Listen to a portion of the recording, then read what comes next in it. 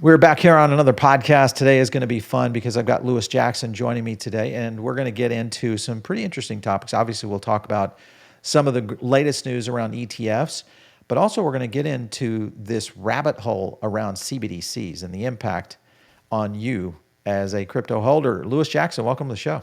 Thanks for having me. So, Lewis, where are you based? Where is home for you? So I'm in an area called Surrey in England. So Yeah. I'm just kind of an hour south of London. Nice. If you guys want to check out Lewis's channel, I'll bring it up real quick. He does a great job on not only breaking down kind of the XRP ecosystem, but I think in general, a lot of macro elements. So check it out. Just go over there, Lewis W. Jackson over on YouTube. You guys can, of course, subscribe. I'm going to do that right now. So there, we are now subscribed to your channel, Lewis. Welcome us to the Lewis crowd. Yeah, So well, thanks for joining there live on yeah, there you go. live on screen. Do you feel like you get more audience? Is it global, or do you feel like you get a lot of UK audience? What would be your audience breakdown? Well, it really there is an audience breakdown. It's like 38% UK and then 37% US. Oh, So okay. they're almost the same, but it depends on Wow. the content I create. Because if we're talking about digital IDs in the UK, then that's going to be like an 80% viewership Yes, of UK. course. So Yeah. it seems to be the direction I'm heading in is these bigger macro things that are happening, kind of things that are posing a existential threat to us. Yes. And so, it'd be interesting to see where it goes. But yeah, it's a 50-50 basically for I US mean, and you had to say that word digital ID. That triggers me. So I'll just admit it in the sense that anytime I hear that, it just kind of sends a chill up my back. Tell me about the progress there in the UK. I keep hearing and seeing a lot of who knows if it's fake news or not on X when you dive into it. I'm not fully up to speed on, at least in the UK side of it. I'm more worried about what they're going to do here in the US around that. Where are you guys right now on digital ID? well, there's an element of this where you can get quite extreme in the response, and I think the extremity of the response is justified in many ways to people who have had the veil lifted already from Yeah. COVID and other things. And when you hear digital ID, you have this kind of response, and it is quite an exaggerated response. So you respond according to that Yeah. feeling. But in reality, we in the UK they tried this under Tony Blair in Hmm. 2006, and it took 3 years. It got very expensive. That the public didn't want it, and it ended up collapsing after 3 years. Yeah. So it never actually made it through. Funnily enough, Tony Blair didn't forget that, and he's carried on, and he's been a fundamental part, played a fundamental role in bringing it back, kind of being in the ear of our now leader, same party by the way, Yeah. Keir Starmer, and Keir is just, it seems to be completely out of completely out of touch with what people are actually feeling. Hmm. Has taken this concept of the Digital ID Act of 2006, re-established it now, but it's almost like their marketing department is just terrible. And the only reason I say that is because they've combined this argument of digital ID, but combined it with the reason we're doing it is for immigration purposes.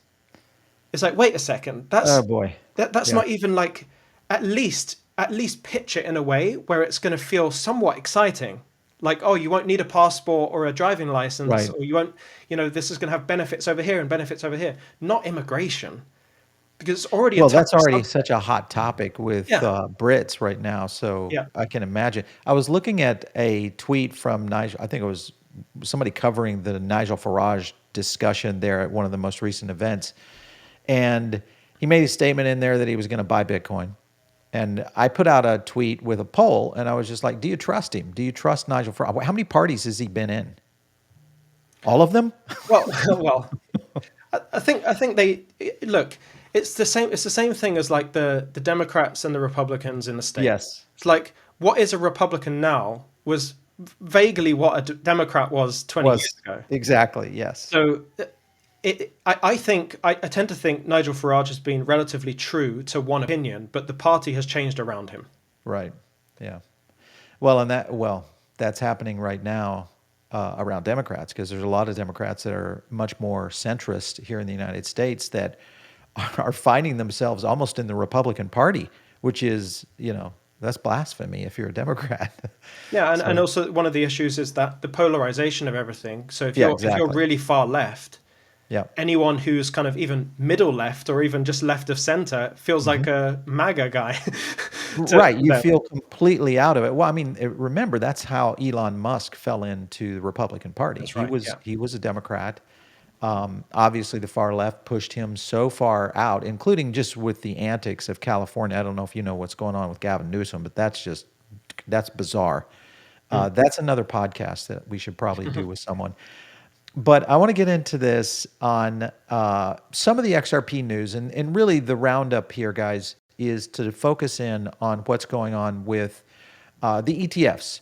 I'll just show you guys a couple of stories, and then I want to get in and get some opinion on this. But if you look at first of all, we saw a little bit of a price fall.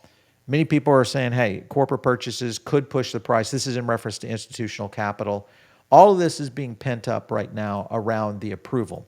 Now, let's remember that we have a closed government right now, and this is October 15th as we record this. This might be the day that we start to see a little bit of movement, but you see that, and you also see some of the other elements in terms of a massive supply shock that could be underway. This is another issue that we believe is going to be triggering here when we potentially get into a position around XRP approvals. And this is the thing that I wanted to get your opinion on, Jackson, and that is when you think about an asset like XRP, the pent-up demand and supply that we saw during the lawsuit with the SEC, and now you have this ETF that's been really kind of brewing for quite some time, and you have almost every major financial institution out there listing an XRP ETF. How do you think this will perform against Bitcoin and Ethereum ETFs in general? Well, I think if we will revisit the answer to that question, but I think if you go back kind of to the basics of ETFs, it was about a year ago, just less than a year ago, when a lot of these applications were being made. Yeah, Typically, these applications are made a year before. They take about a year, and then from the approval date, there's usually a week or so before it actually goes live, because these companies are incentivized to go live with their right. ETF as soon as possible, because that's a revenue model for them. Now, when these applications take place, the entities, the companies that are buying the assets to put into the ETF, they either already have them or they are now starting to buy them over Right. the period of time to where they get approved. And so, one thing that I want to kind of err on the side of caution with is that typically for average performing ETFs, the price is already baked in by the time we get Get approval. it. Yeah. So because they've been buying the asset, that is what's creating the supply shock, because Hmm. they've been buying it over time to put it in their little ETF box to divide that box up for their clients, right? So if we get an average performance of an ETF, you'll get a slight increase in the price post post launch of the ETF. Yeah. And I think if you're average or low performing, low demand or average demand, you're going to Hmm. see a little bump over time, but it's not going to be anything, in my opinion, that's meaningful. Now, I tend to So think, why did we see such a demand shock on Bitcoin and the Ethereum ETFs? well, I think there's an element of novelty in this on these first round. You're going to get the highest demand for crypto ETFs in Hmm. the first crypto ETFs. Right. The demand for that will it can either remain linearly consistent in growth, or it can kind of degrade over time. It's unlikely to get more interest than it is right at that very moment of launch. And so I think with that, to answer the thing about XRP, I think what you'll see is for the first few ETFs, lots of demand for it post launch, and that will continue allowing the price to kind of increase. But I've run the models on this in a recent video I did. Hmm. There's I think with these ETFs for XRP, I think there's tremendous potential if the demand for them continues to increase over the, let's say, the weeks that follow the launch of the ETF. Right. I think there's no reason why XRP can't get to, $9 to $11 as a result of these Wow. ETFs. I'm looking I at don't, the ETF tracker right here. This is, of course, Bitcoin over the last 30 days. But if you go to the 1 year, you can kind of see these inflows. Obviously, we saw that in February, which was all tariff driven. And then here recently, just absolute skyrocket. And even though the market had pretty much a meltdown, we haven't seen an impending deconstruction of that. If you look at Ethereum ETFs over that year, really took a long time to ramp up, but now ETH obviously trading over 4K in times seems to be performing. So I don't know, which one do you think XRP would mirror or at least similarly perform like? Not necessarily by volume, but by just in terms of cycle. Do you think we'll get a big pump in the beginning and slowly grind into higher volumes, or what are your thoughts? if I'm going to take a side, I would suggest that most of the price action that we've seen for XRP is like for the ETFs, relating to the ETFs, has been mostly baked in. I'd say like 75% baked in already. Okay, all right. The likelihood is that we see an uptick, but the degree to which we see that uptick in the price of XRP as a direct result of the ETFs completely depends on the macroeconomic situation. Like if the market as a whole, if business and financial institutions are feeling bullish at that moment, then they're going to part ways with more money for these ETFs. Sure. Yeah, So sure. we're really at the mercy of the market for the most part. Well, and this is something that I think a lot of people. I was on a couple of podcasts this week, right after Friday, and my statement was, listen, institutional pretty much didn't even blink at this issue, even though it was the largest liquidation event ever in the history of crypto. But a lot of the market in that kind of market, and I think people watching our show or listening to this podcast, they probably weren't even affected by this, and most of them are not leverage trading. You're not getting into those kinds of activities out there because leverage long positions or short positions, these are just, not the way to go. Even though Bybit and Binance and many of the positions out there that really kind of got a little sideways, I think the interesting point is just institutions weren't really affected by this. So to your point, ETFs are kind of the core element, and it could be the big opportunity for mainstream crypto buyers. And I'm talking about people who have never purchased crypto before. Do you think they'll go the ETF route, or do you think they'll try to go direct asset? I think the people going direct ETF route are people who already know what ETFs are. I don't think ETFs are the most accessible product out there in terms of like awareness. Yeah. I think you fall into ETFs when you know what ETFs are from the traditional stock market. Okay. I don't think we're engaging people who don't know what ETFs are. Where do you think that retail buyer of Tesla, Nvidia, Palantir, because there's a lot of retail traders that are buying that spot, they're doing a little bit of, we'll call it short-term trading. Where do you think they're going to go? Do you think they're going to go into ETFs, or you think they'll go directly into assets on exchanges? I don't know how I could know. I even attempt to know that. Guess it. I mean, yeah, I could guess. I could just say something for the sake of saying it. But I think it's going to come down to the guys that are in Tesla and they're only in Tesla, or they're only in Palantir, or only in Nvidia. These are capable people. They're aware of risk. I think they go directly to crypto. I don't think they go to ETFs for that. I really think ETFs are 98% of the time serving big institutions and companies. It's obviously accessible for the retail, but the retail are just going direct. Yeah, funds that are coming into this 401k, all sorts of investment vehicles and instruments out there that I think you're right in that layer. But a lot of times this does lift awareness.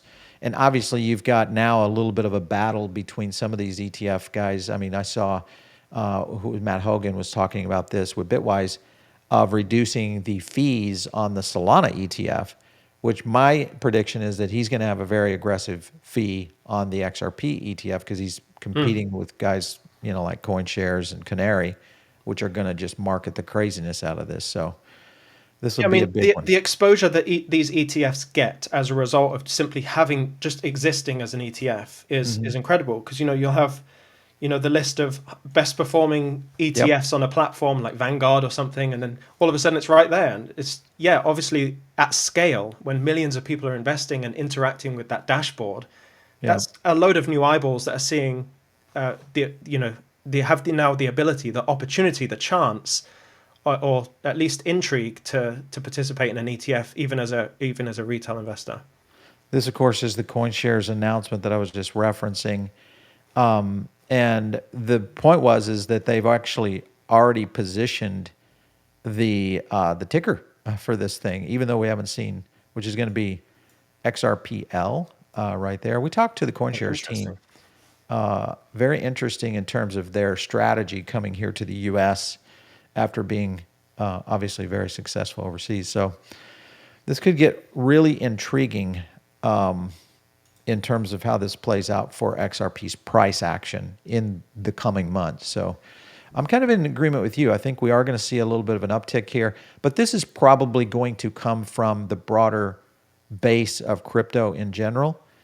Even though I do put the XRP trader outside of general crypto trader, it's almost blasphemy to trade anything other than XRP. Yeah. So I'm in agreement with that in the sense of where it's coming from. Let's get into, well, actually, before I want to go there, I want to show you guys because I feel like you guys should know this. And this was a story that was interesting timing here. And mainly what it was Coinbase announcing that they were going to pause trading on the 25th of October, which, by the way, that is the date in which we are going to see an XRP ETF approval, possibly. Okay. So it just seems like it's very, very interesting timing where we see Coinbase doing a potential issue. You think there's nefarious actions going on in these centralized exchanges, Lewis? So I have swayed on this idea for like I've gone back and forth. Yeah, Where I am right now is that I think there is certainly manipulation and nefarious behavior that goes on, much like the guy who shorted the market right before that big collapse. exactly. So I think there's that kind of thing happening. I don't think those things happening have an ulterior, nefarious, deliberate try to impact the rest of the market in a negative way. I think people are out there to gain more power, gain more wealth personally Yeah. for themselves. But in terms of like this ETF launch date, I tend to think this is coincidental, and just Okay. to kind of just ease everyone's mind out there, it's going to take from approval. Let's say we get the approval on the 25th. It's going to Hmm. take a week. It's going to take 4 to 7 days to actually go live with that thing. The outage on Coinbase isn't going to last 4 days. It's going to be, it's going to be down for 12 hours, 24 Yeah. hours at most. And in addition to that, the people that are participating in these ETFs at scale, 98% of the time, is going to be big companies with large amounts of money, and they're buying on Sure. OTC. Definitely not on Coinbase They're not going retail. to Coinbase to buy it, no. Yeah, for sure. Listen, I want to get into the bigger topic with you, and that is CBDCs. Okay, I watched your video, and I've been following you and your opinion on this for a little while, which is why I asked you on the show. And I want to get your, first of all, breakdown. For some of our viewers, they may not completely understand programmable CBDCs in general. Why is this such a threat right now to financial freedom? When you look at all the things that many people would say that, Paul, that's what stablecoins already are, is CBDCs. They're just being managed by independent companies. Well, Go ahead and hit it. I think just put very simply, this is more about a transition of a form of currency, and the issues that come with that. And the clearest one to kind of highlight my point that I'm going to Yeah. make is that when you go from cash, which cash gives you ultimate flexibility, you can do anything you want, you can buy anything you want with cash. No one's going to stop you because cash is cash and cash is king. Right. As soon as you transition into a medium of exchange, that can potentially have limits, you're like, wait a second.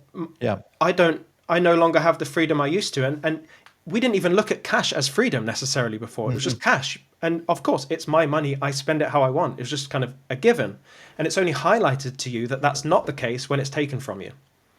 Now, programmable money is a level, because we had cash. Cash moved into digital money, digital Yeah. finance, which we've had digital finance for quite a while now. Since you had a banking app or anything, it's just all been digits in a computer, not money actually moving from Right. the vaults, So we've had digital money, but this elevation and advancement of the technology into blockchain doesn't inherently say now it's going to be programmable. The problem is that CBDCs are programmable. It's not like Right. they necessarily have to be. They just are programmable. And so you've got the likes of Ripple with James Wallace, who's been very heavy in the pushing forward this programmable money whole thing.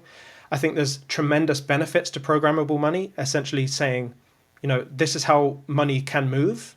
We can program it to move in a certain way.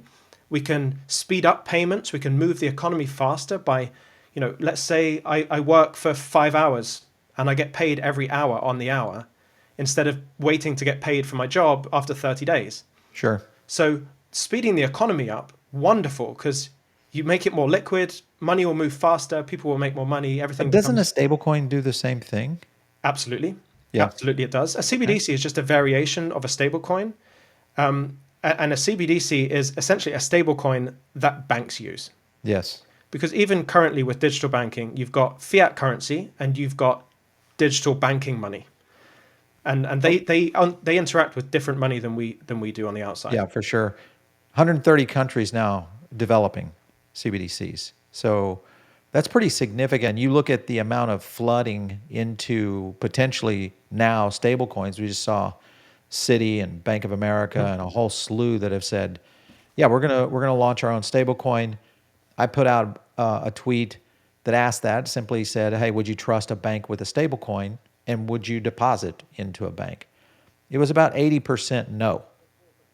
So, does that mean we're in a shift right now where the financial system has already moved, at least in the crypto sphere?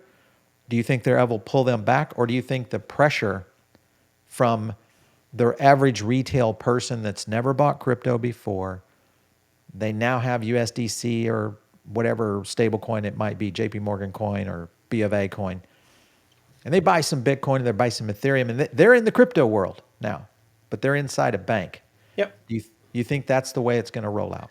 I think that's exactly how it goes. I think it goes to an extra degree. I don't even think people realize what's happened. I think they're Yeah. just spending their money, and money is money, and there's been no change. I Except really for the think that's fact the that it's public perception. programmable. Except for the fact that it's now programmable. Yeah. And if you say something wrong online, or you have a low social acceptance score or Yes. something, Yeah. that they Well, could you have that limit where you problem buy. in Great Britain, you know? Yes. It's pretty bad in the UK right now. You can tweet something and be arrested, and that's happened tens of times Yeah. over here. And you just extrapolate that out, combining digital ID, CBDCs, and the programmable nature of those CBDCs. Well, then you can start to say, well, we didn't like what you said here, so Mhm.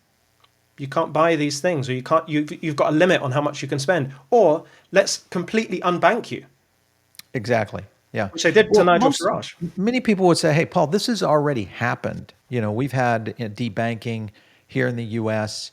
We've had frozen accounts, people seizing funds that didn't have the rights to it. I mean, even the United States does that out there on the open market, which I don't agree in any of these kind of scenarios. Once you have cash, it should be. But I think most people have gone off the cash system and into crypto now. Smart contracts embedded in currency is a major problem here, especially if it gets into conditional spending rules, which would Yep. be crazy.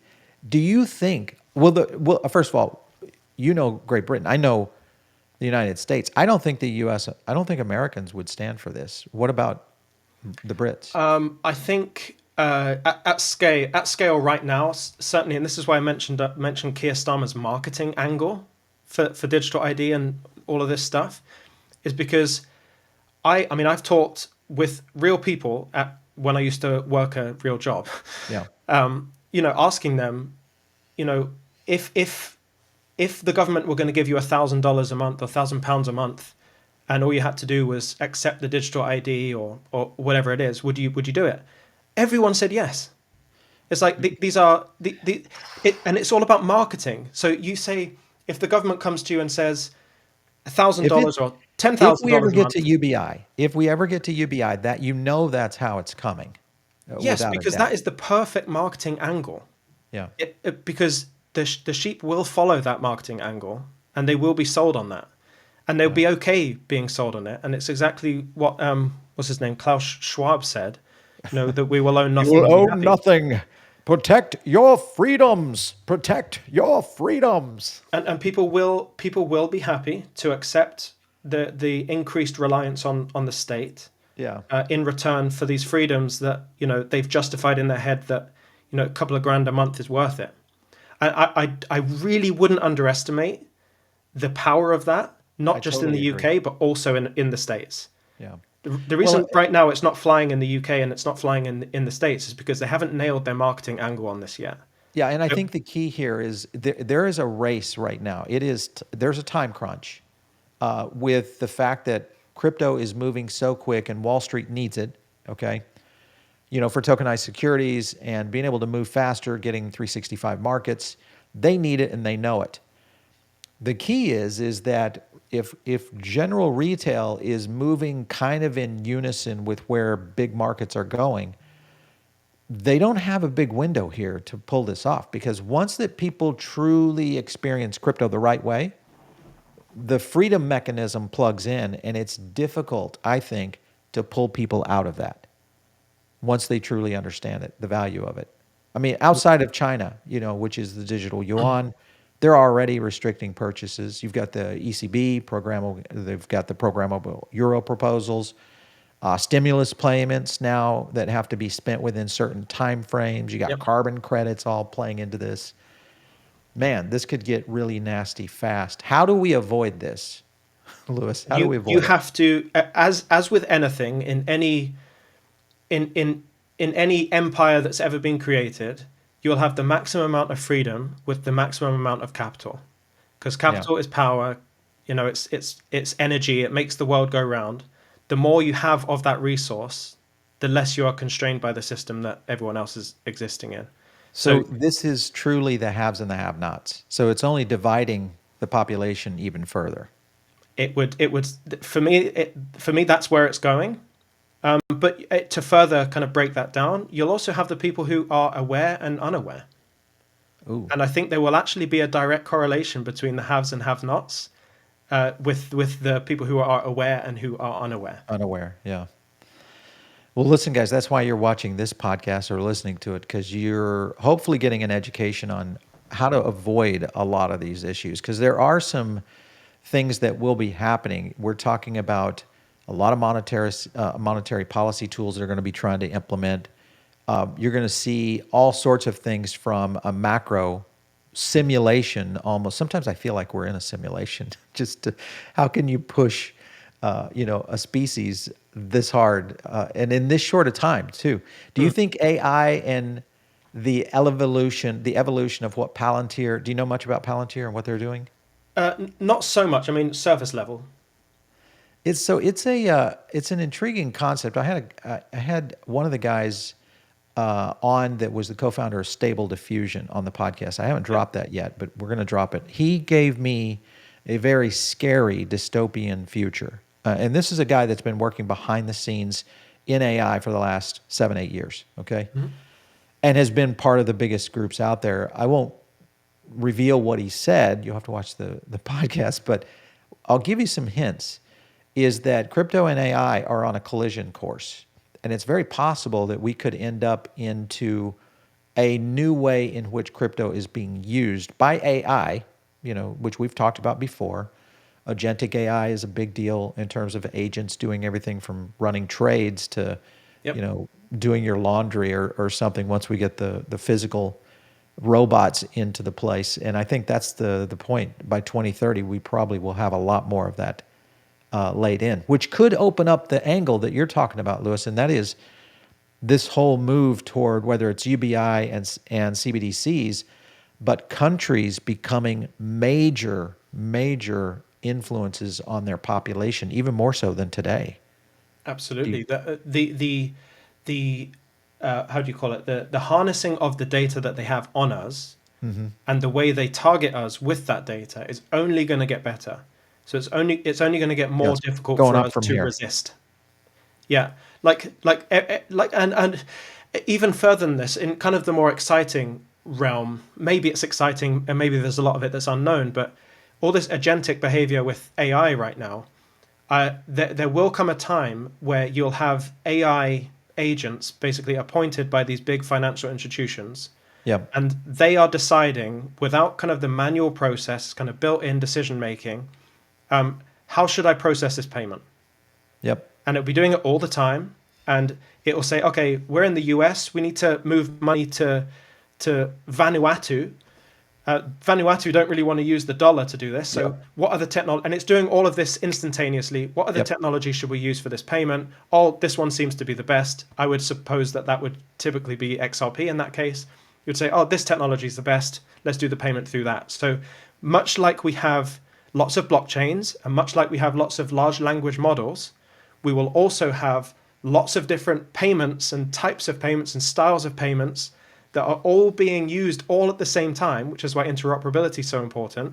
Huge. Um, and the agent is kind of sitting at the top of all of these junctions for payments, and it will just choose the best technology for that specific case. Well, and I wonder though if financial institutions, when you think of a Bank of America or a JP Morgan, Morgan Stanley, et cetera, where they get good at managing the AI and they can reduce the competition from other fintech and crypto rails. That's a concern because if they can direct it, which I'm assuming there's going to be parameters that you put within the agent properties that would eliminate you from utilizing certain things. Yeah, So, you can bet your bottom dollar that there will be pre-agreed avenues yeah. for these cryptos with preferred partners. Yeah. Well, and that's another thing that, you look at Ripple's partnerships, what they've been able to do globally, both on the banking side, but also in some of the biggest fintech companies out there. There's some interesting partnerships that have been laid over time. And I think we continue to see that. I know a lot of people would say, "Oh, yeah, but Japan has started to detach away." If you think about what SBI is doing with Ripple, kind of repositioning their strategy in Japan. Japan used to be I thought was one of the biggest potential partners for Ripple. But yeah, it's going to get very interesting because this public-private partnership model, when you think about it, this is probably going to be where it goes because it's going to be the intermediated versus the direct CBDC model and who's going to Mm. control that in Yep, between. exactly. Has the EU put out anything?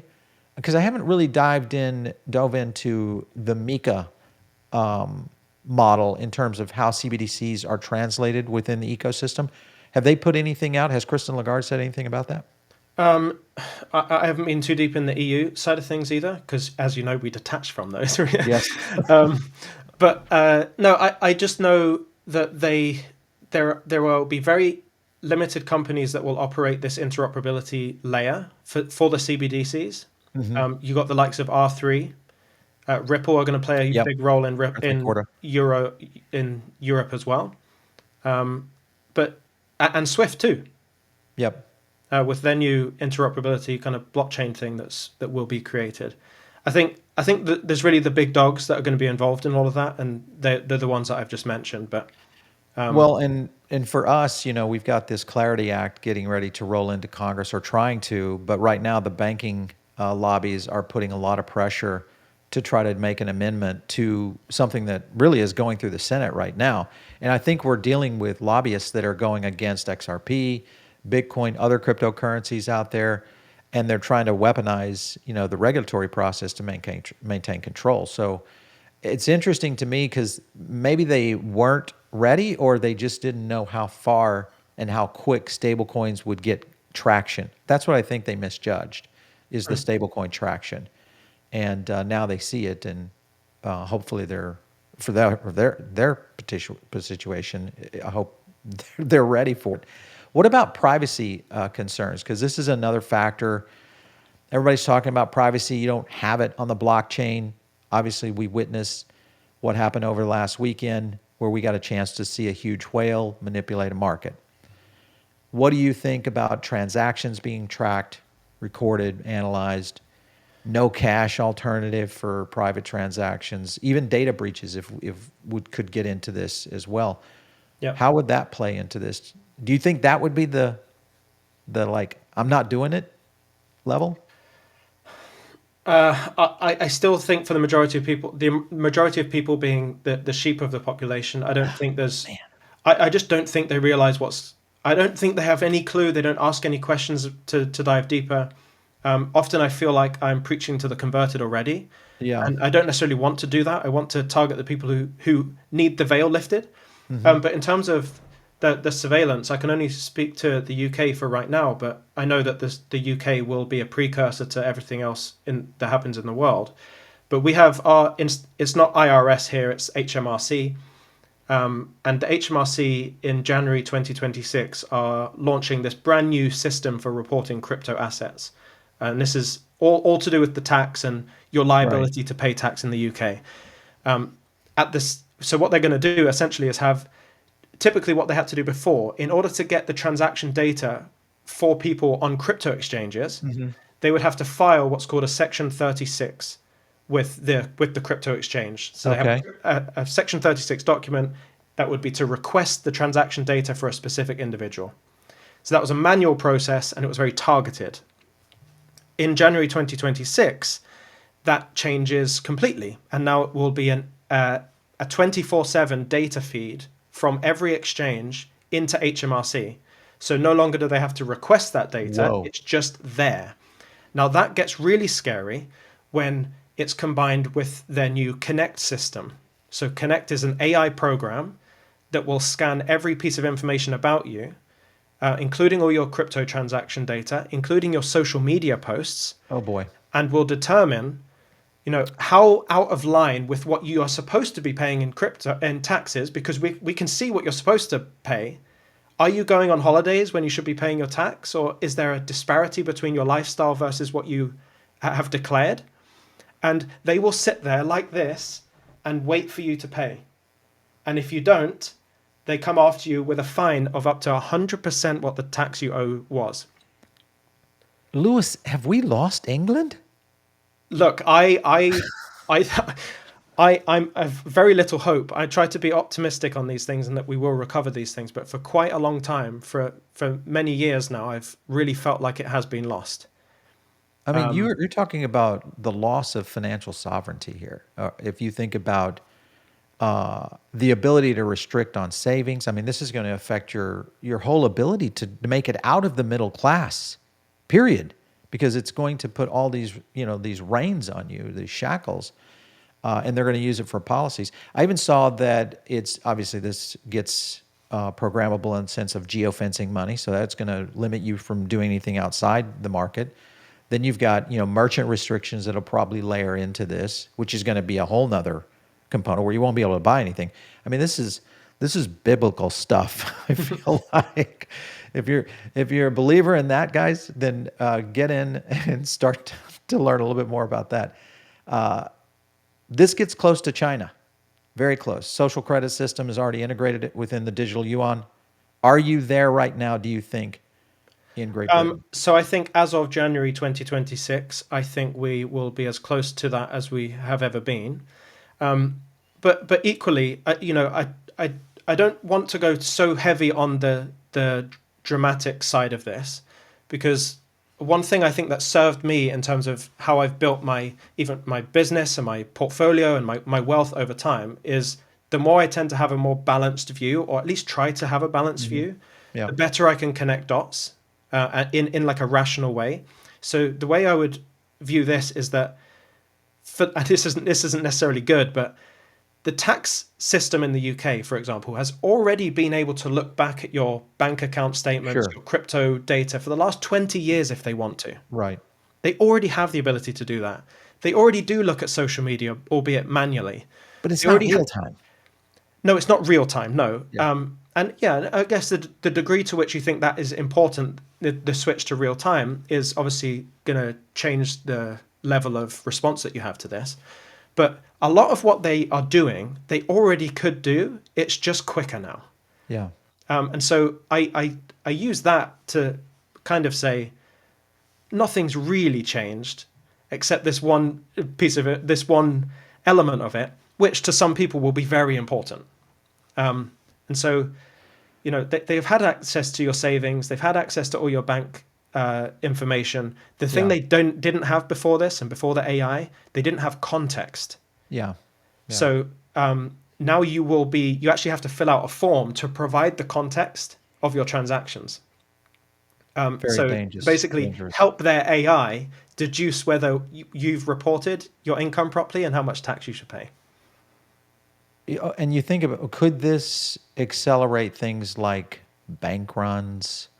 You're talking about possibly the elimination of commercial bank deposits, people trying to figure out how to escape that system, within it. The ones that, the ones that are illuminated, that understand, okay, I've got to start preparing for this. This is 3 months away, and are we too late for that kind of situation? I talked to, do you follow Rupert over on All In Crypto? No, I don't. I don't really watch So anyone right he's now. he's Sorry. in I think he's in Scotland Okay. or Ireland. I can't remember. But anyway, his point was that he, because of a lot of these kinds of actions that's been going on within the EU and the UK, is he's just moving his business to other countries. Are you seeing a big exodus right now inside the UK? Yep. So the UK, out of all the countries in the world, has the largest amount of millionaires leaving. It's the largest, and by quite a margin. I think it was like Yeah. double second place. Everyone's leaving. The people that are staying are the people who actually want that to happen Yeah. in a strange way. They want the rich people to leave because they're the enemy, and it certainly that feels like very little incentive for me to be here, especially trying to grow a business when Yeah, for everything's sure. stacked against me. Even as an individual investing, just the capital gains tax allowance that we had. 6 years ago it was £12,000 per person in a spousal partnership. Hmm. That's now £3,000 a person. Like that's 75% reduction in how much capital gains we're allowed to without being taxed. Interesting. And it's not a, yes, it's a big deal, but in and of itself, it's not that big of a deal. But it's that combined with the multitude of other little things like that they're doing. Yeah. Like how it's completely a terrible business model to be a landlord right now. Like, what's the point in owning a property to rent it out? It's going to cost you more than you make. Exactly. Yeah. And it's little things. They all pile up and they add up, and there's a breaking point at some point. Well, and this is something that I feel very. I mean, here in the United States, we hold these seminars here in South Florida where we're based, and it's mostly business owners, high net worth individuals. They come to this. They're learning about crypto for the first time. They're understanding how to hold crypto as in their treasury as a business, instead of fiat, which is debasing. We're getting more and more young people, like Mhm. people under the age of 30, that have started businesses, because they went to college. There's no jobs really within their discipline. So they are now gig workers slash business owners. And we opened up a handful of seats in our last seminar. I said, okay, we've got to get people, because we were getting the same people rotating, just benefiting of just our education, because we do it for free. And we opened up 25 seats, and I put a stipulation on it. You had to be a business owner under the age of 35. Mhm. And they filled, okay? And this group actually gets it. Many of them were already doing this. They were already starting to really leverage into digital assets. They don't believe in real estate, Mhm. which blew me away, because Yep. everybody else is talking real estate investment, blah, blah, blah. And this under 35 crowd is absolutely anti real estate right now, just Well, because of the cost. it might sound a bit tangential, but it's not. The sales of Bibles among that age group as well has gone up Straight up. 220%.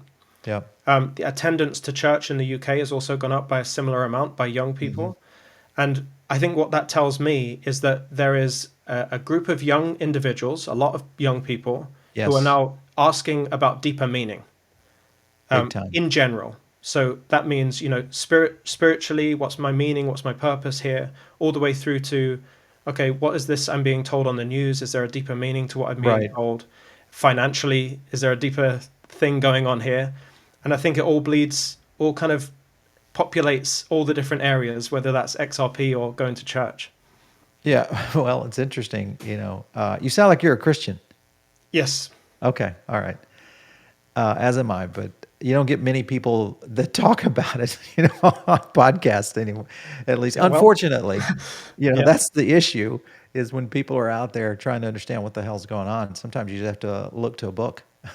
Exactly. You've got to find deeper meaning somewhere. And it, Yeah. it seems to be very hard to not find deeper meaning in that book.